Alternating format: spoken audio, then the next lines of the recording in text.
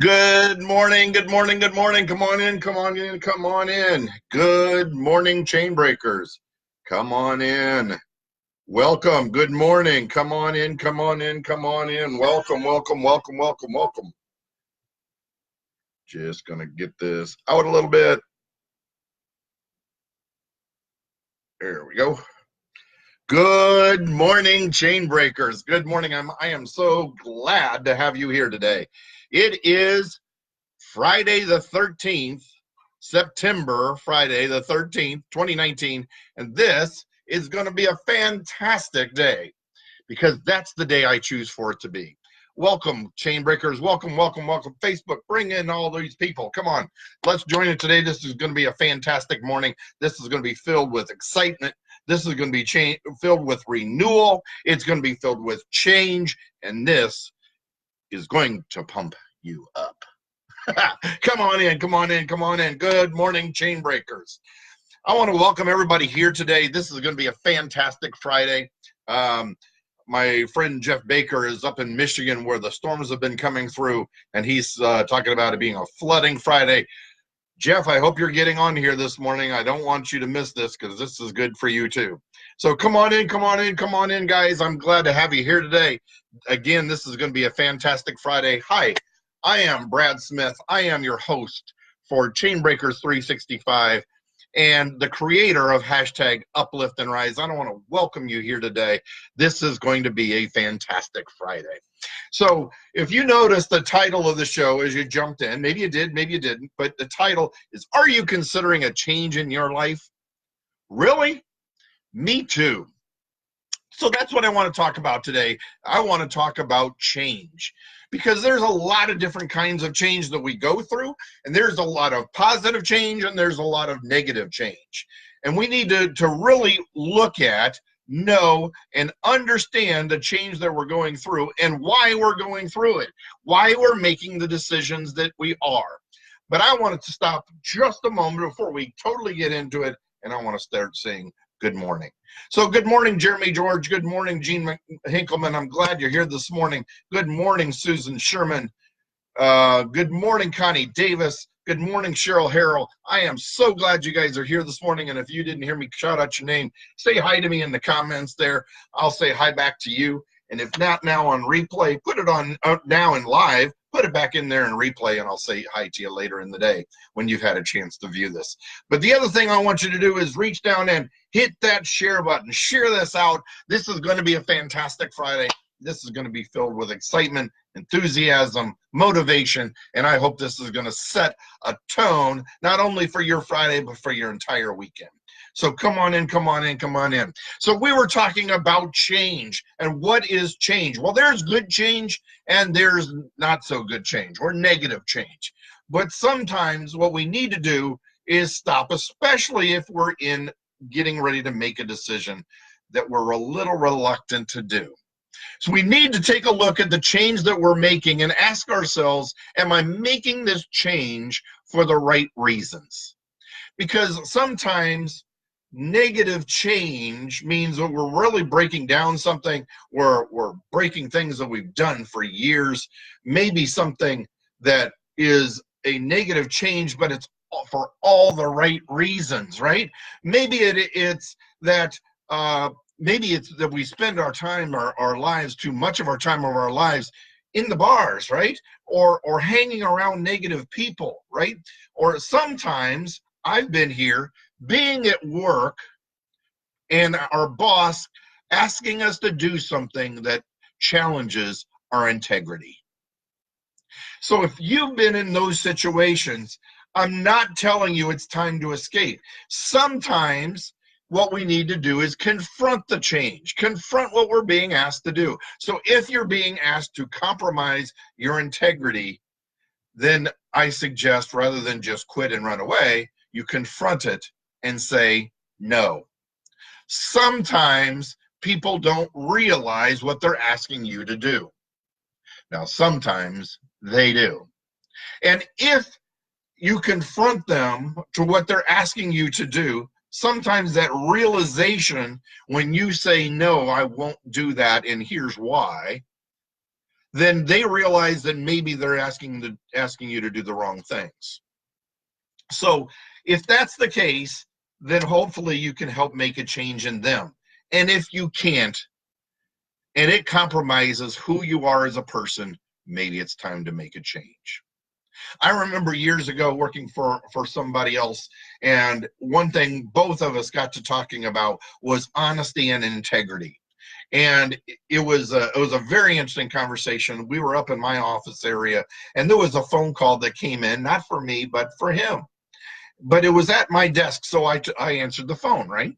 And they asked me to speak to my boss. I asked who it was, and they put them on hold very briefly. Turned to my boss and said, "So and so is calling you," and he said, "Oh, I don't want to talk to him. Tell him I'm not here." So I picked up the phone, hit back the line again, and I said, "Hang on just a second. He'll be right with you," and put it back on hold. He turned and looked at me and said, "What are you doing? I told you to tell him I'm not here." And I said, "If I can lie to him, I can lie to you. And you want me to be a person of integrity." He stopped, sat back, smiled, and said, "You know what? You're right. Okay, I'm taking this phone call." And he walked out into the other room to go take the phone call. Sometimes that confrontation is all that it takes. But sometimes you're asked to break your word. Sometimes you're asked to compromise who you are as a person. Sometimes you're asked to do something that you're not willing to do. There was one time in my life that I was asked to give up confidential information that I promised the other person I would not share. But by sharing the information, it would have made a very significant positive change in my life. But I gave my word. I told them I would not share it at that time. I told them I would not share their information before they said they were ready. And they told me that time will come and I will tell you, okay, it's time and you can share it. But I was being asked by the other party to share it too soon. And I wouldn't do it. And it cost me a very significant positive change in my life. It was the right thing by all the wrong reasons. And at that point, I was not willing to compromise myself. Are you that person of integrity? Are you willing to look what could be a very significant change in your life for you, for your family? And because you have to compromise who you are you willing to say no? Are you willing to tell them, that's not who I am? I will not do that. I gave them my word. I won't do that. It took me a while to realize how hard of a decision that was, even though I'd already made it and already told them I wouldn't share it. I already saw the consequences, and it took me a long, long, long, long time to realize that I really made the right decision in the long run.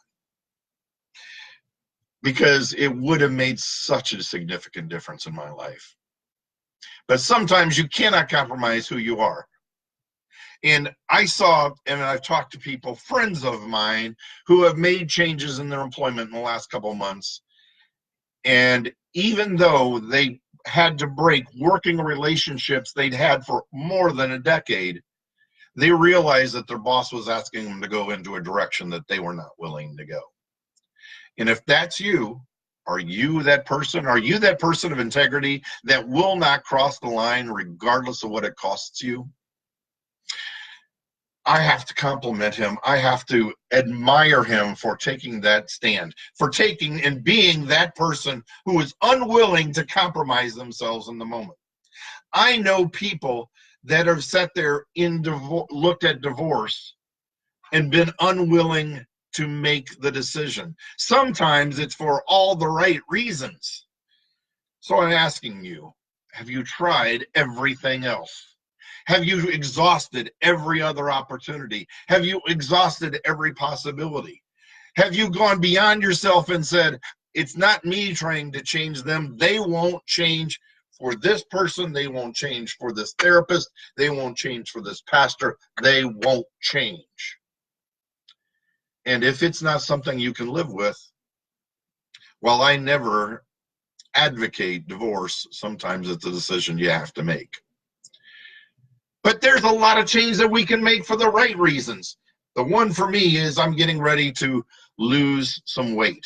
And I have to figure out how to fit it into my schedule that has been oh so crazy. I've got to figure out how to make it work for my lifestyle. And that's what I'm struggling with right now.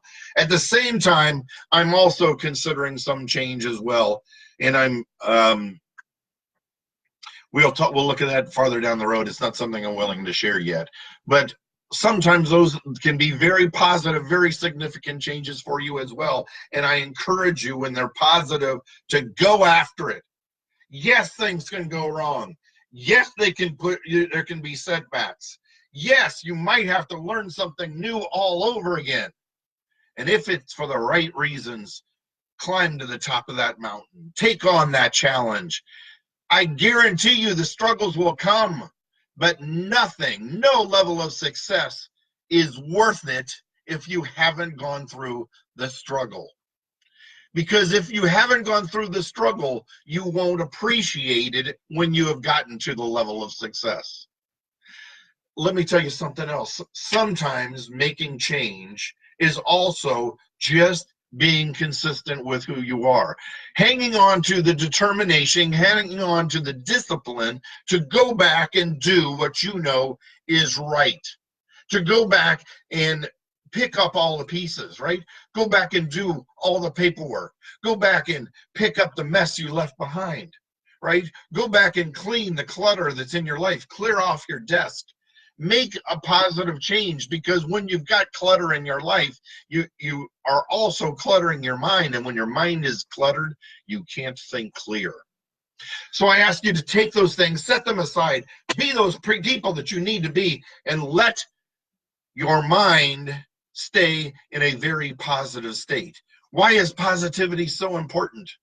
Because we can either take a look at the renewal of our minds and the renewal of our words, or we can look at what came in that flood.